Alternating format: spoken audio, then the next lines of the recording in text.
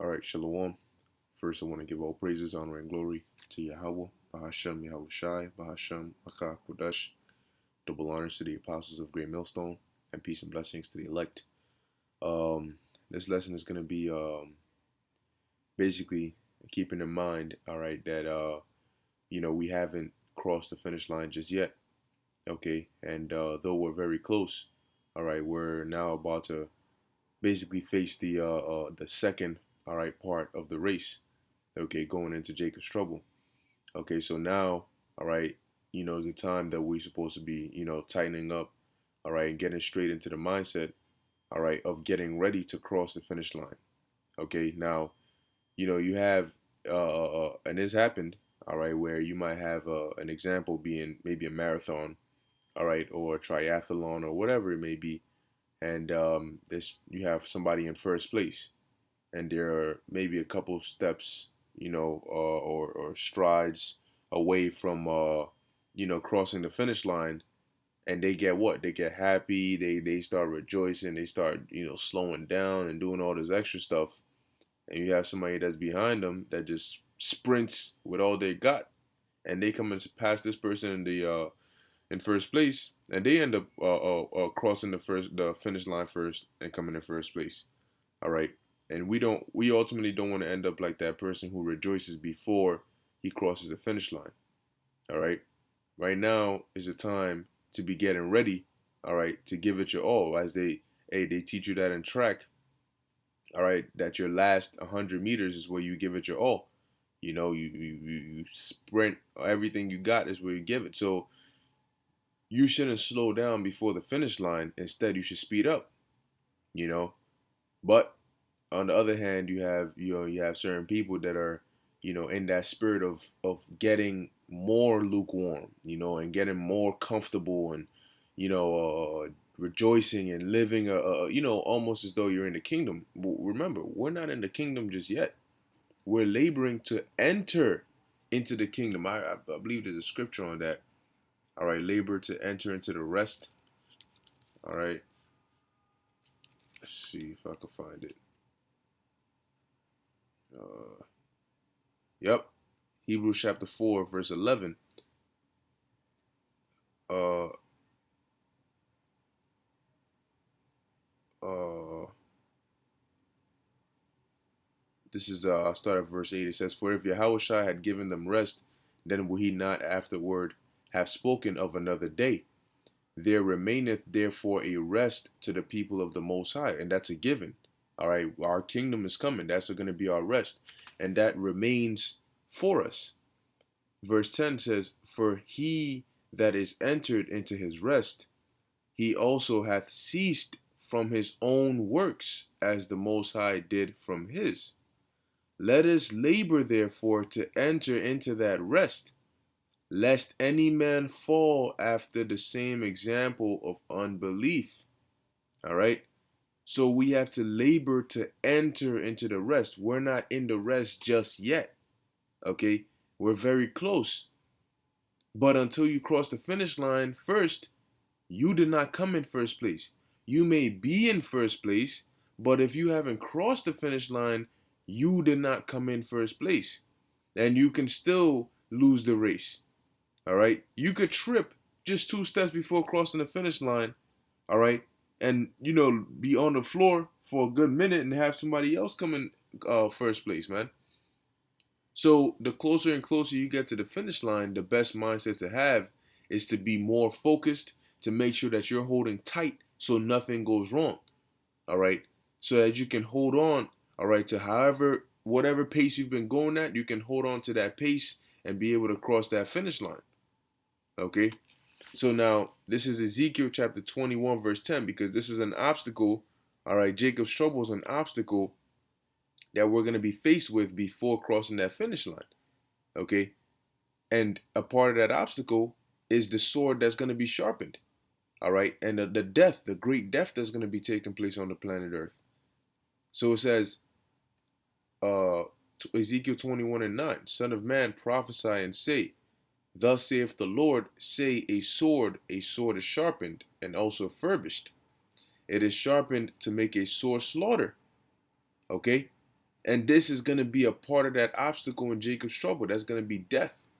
All right. It's going to be hardship. It's going to be painful. It's not going to be comfortable, but we're going to be all right.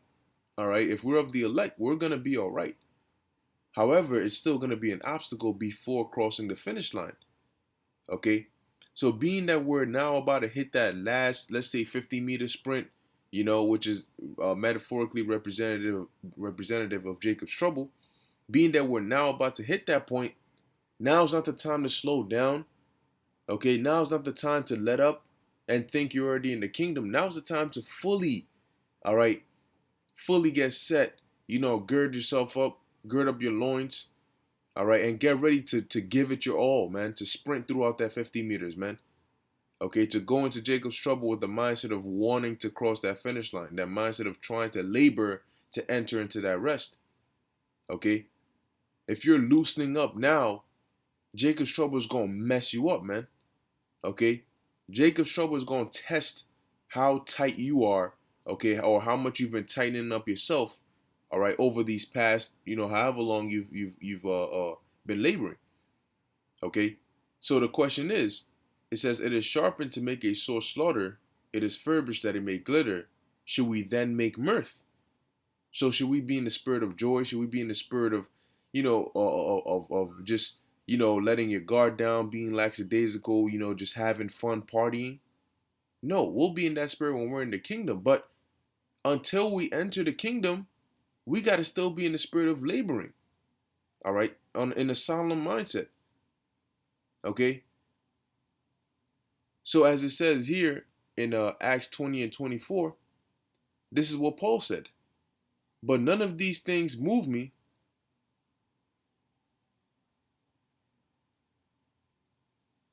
You know what? Let's start at 22. It says, and now behold, I go bound in the spirit unto Jerusalem, not knowing the things that shall befall me there, save that the Holy Spirit witnesseth in every city, saying that bonds and afflictions abide me.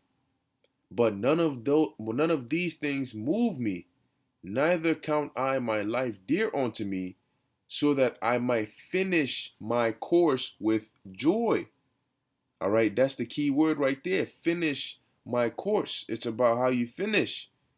If you let up, if you take your foot off the gas before you make it past the finish line, you won't make it past the finish line. All right, the whole point, the whole race, the whole everything has been building up for you to cross the finish line. When you cross the finish line, hey, if you want to party, you want to pop bottles, whatever you want to do, you can do that. But before you cross the finish line, you can't just, okay, I'm anticipating what I'm going to do once I cross the finish line, so I'm going to start doing it now. No, you have to first cross the finish line. You might go into a store, you might order something, you might buy something, whatever the case may be. You got to pay for it before you use it. Now, you already know that you're going to pay for it, but there's also a situation where you go into a store, right? And maybe you buy, I don't know, let's just use an example, right? Hypothetical example, $25 bottle of water. And in your mind, oh yeah, I'm going to pay for it, so let me just drink it. Let me drink a piece of it now. I'm very thirsty. I'll drink some of it right now, and I mean, it's mine anyway. I'm going to pay for it. So you open it and you drink it, and when you get to the register, you check your wallet and you got nothing in there. You thought you had $25, but you forgot that you actually used it on gas. So now the cashier is looking at you like, so you drank the water without paying for it. You performed the act before justifying it. So now you're in trouble. Now, had you waited until after you paid to drink it, you would have found out that, hold up, I can't even drink this water yet because I can't even buy it. So it's best for me not to even touch it. Okay? So that's going to show you that what? Yes, the kingdom is ours, but until you make it there, until you cross that finish line, you shouldn't be in the spirit of just chilling. All right?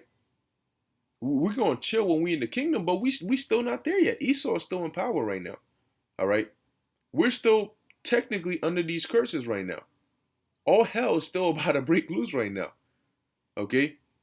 So yes, we're close, but we're not there yet. Okay? So as Paul said, so that I might finish my course with joy and the ministry which I have received of the Lord Yahushua to testify the gospel of the grace of the Most High. So the whole point is to what? Finish the course, finish the course, finish the course.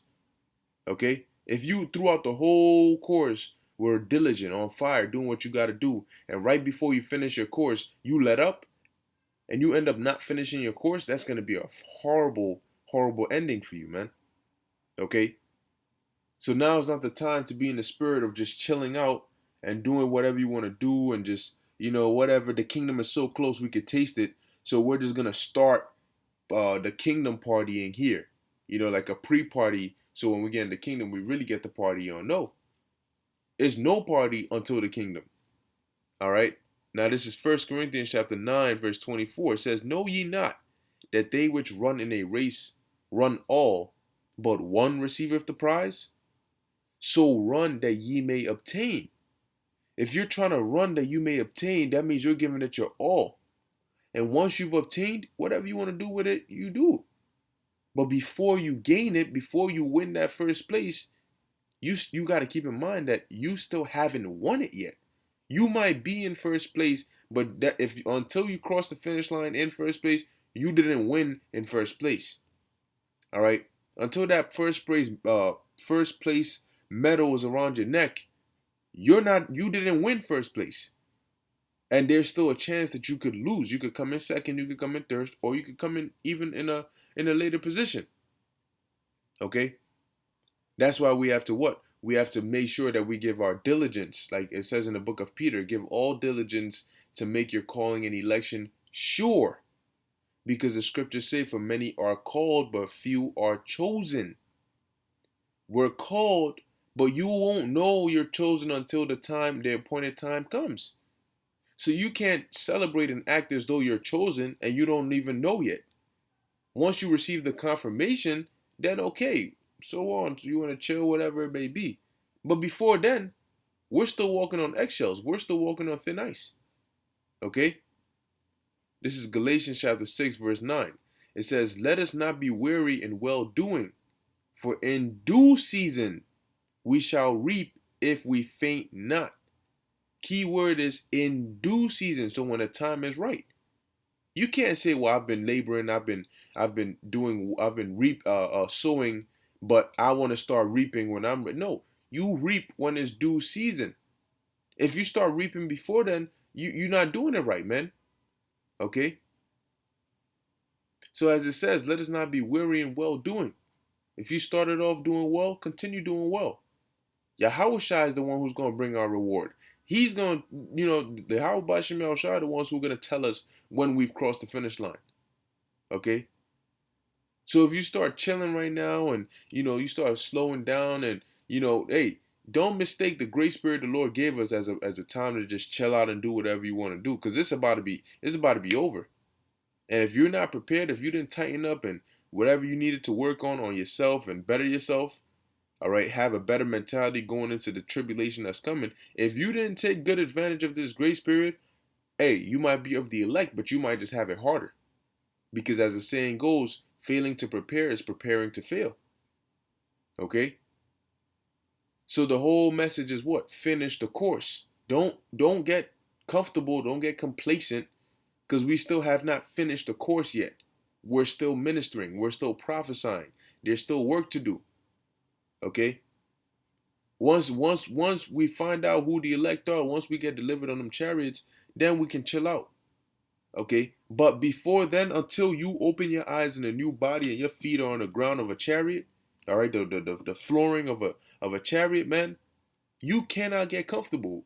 Because at any point the Lord could have it to where right when the missiles are about to hit, you don't get beamed up. You might be anticipating it, but the Lord could have it to where you don't get beamed up. What about that?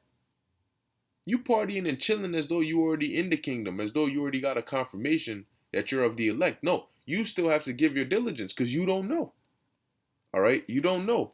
I believe it's might be Second Peter. Let's see. No, I think it's First Peter.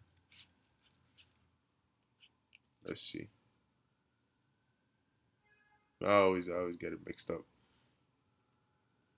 First Peter 2 and all right, Second Peter 2 and 10. Second Peter. Let's check 9. Oh, 1 and 10, Salakia. Yep, Second Peter chapter 1, verse 10. Uh Wherefore the rather, brethren, give diligence to make your calling and election sure. Because yeah, we know we've been called, but if you want to make sure that you were elected, you were chosen, okay, you have to give diligence, all right, to make sure, that I wasn't just called, but I was called and chosen. For if ye do these things, ye shall never fall. You can't just give diligence and then, oh well, I was called, so by automatically I'm chosen. No, the scripture specifically said, many are called, but few are chosen. You don't know if you're one of those few. You hope you are. We all hope we are. But how can we make sure? By giving diligence. Okay? Doing the best we can day in and day out. Okay? Not letting up. Because now is the time when we're about to go through the physical temptation, man. Where things are about to get physical, things are about to get very uncomfortable. So if you're chilling now, what do you think is going to happen to you when that happens? You know, when you're uncomfortable, how do you think you're going to handle that? When you lack discipline, when you're found wanting, what are you going to do then? Nah, man, now's the time to get spiritually and mentally prepared, man, to get sound and to prepare yourself to cross that finish line, man. Now's not the time that you can't just take that sigh of relief just yet. Still got to hold your breath, okay? Because until we've crossed that finish line, until we've been delivered, until Yahushai has delivered us as those good and faithful servants, and we're in them chariots, man, we cannot relax. We cannot be in the spirit of chilling and mirth and doing things that are not pertaining to salvation. Okay? Until you gain salvation, you still have to work towards it, man. Because at any point the Lord can say, that's it for you. You ain't gaining salvation, man. Until it's definite, you keep on working towards it, man. And you give all diligence to make sure that you're both called and elected. Okay? So with that, I hope you were edified. In closing, I want to give all praises, honor, and glory to Yahweh, Bahasham, Yahweh Shai, Bahasham, Rakha, Kodash. Until next time, Shalom.